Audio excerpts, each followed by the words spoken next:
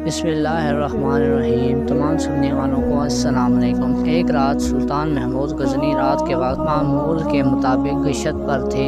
एक तंदूर के पास किसी शख्स को सोया हुआ देखा। उसको उठा कर पूछा, कौन है? जवाब में उस शख्स ने बताया, वो गरीब मजदूर है, दिन भर मजदूरी करता है और रात को इस तंदूर के पास ही सो जाता है। सुल्तान ने पूछा, इस सर्दी में इसकी रात कैसे गुजरती है? उस मजदूर ने जवाब दिया। जवाब में जो कहा उसने सुल्तान को हिला के रख दिया।